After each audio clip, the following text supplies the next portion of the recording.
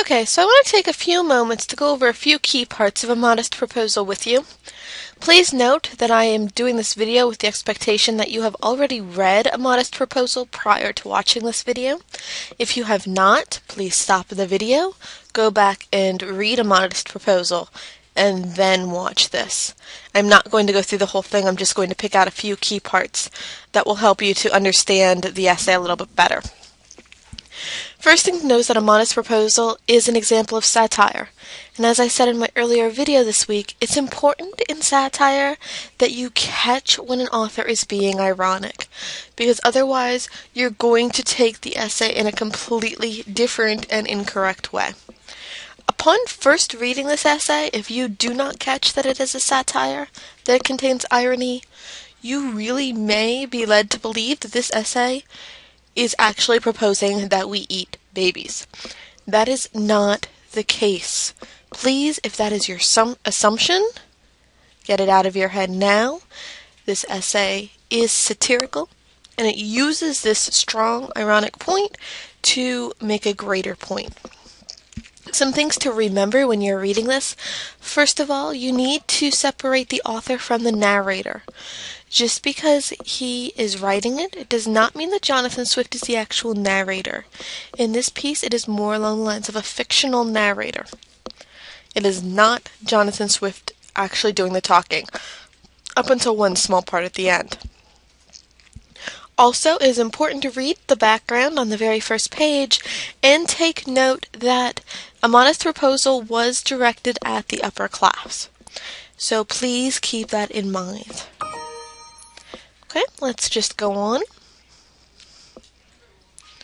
This is written in a problem and solution format, and this first section that I have highlighted sets out the problem.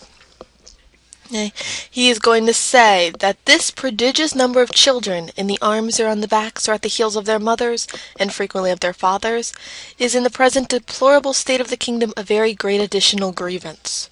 So, there's a huge number of children in this nation, and they're a big problem. They're causing us issues. And so now we need to find a fair, cheap, and easy method of making these children sound, useful members of the Commonwealth. So the problem that he sets forth is the large number of children and the toll that they have on the kingdom. Now he's going to set forth, as the narrator, to solve this problem. And remember, he's going to do this using satire, using an ironic voice. Let's move on. Okay, take notice of the words breed and savages. This kind of language is used throughout the piece, and it dehumanizes the children. It makes them seem much more animal-like, which would make sense going along with the theory of eating them. Okay, take a look at this. I grant this food will be somewhat dear, and therefore very popular for landlords, who, as they have already devoured most of the parents, seem to have the best title to the children. He is being extremely sarcastic here, he being the narrator. He's saying, in this piece, in this section, that the landlords have already destroyed the parents by the large amount of taxes that they're charging, by the huge number of rents that they're charging. And so, since they've already destroyed the parents, now let's move on to the kids. Moving on, we have this highlighted section here, and this is an example of hyperbole. Hyperbole is an exaggeration to make a point. So Jonathan Swift says here, we should see an honest emulation among the married women. Which of them could bring the fattest child to the market? Men would become as fond of their wives during the time of their pregnancy as they are now of their mares in foal, their cows in calf, or sows when they are ready to farrow, nor offer to beat or kick them, as it is too often a practice, for fear of a miscarriage. So, here we are saying, we're making this huge exaggeration that this is going to become a competition. Women are going to be prized to have children so that they can take them to the market and sell them for food. Just like cows have baby calves, sows have pigs. Again, hyperbole. It's an exaggeration to make a point. Swift wants to catch attention any way that he can. So he paints this absurd scenario, the idea of eating babies, selling them for a profit, to really highlight the terrible atrocity and poverty that's going on in this nation. If you scroll down a little bit more on this page, which is page 623, take notice all of a sudden we see a shift. We see these italics. These italics are Jonathan Swift's voice. Here we go from the narrator to actually Jonathan Swift, and these are realistic. These are ideas that he had already put forth to people in power. These are actual solutions to the poverty issue in the nation, but they've been disregarded.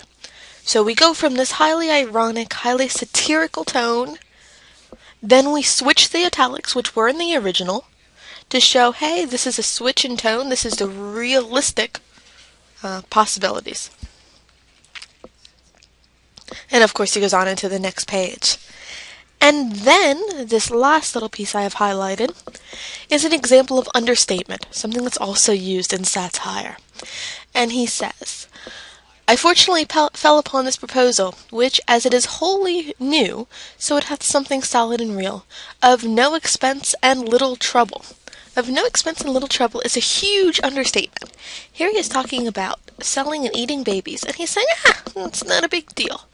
It's little trouble to us, not a huge problem.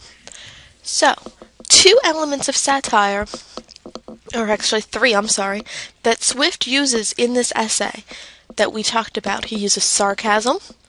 Remember when he talks about the landlords have already devoured the parents, so why not devour the children? He uses hyperbole, which is an exaggeration used to make a point, when he's talking about the women wanting to have children to take to market to sell, husbands treating their wives better because they're able to carry these babies to sell.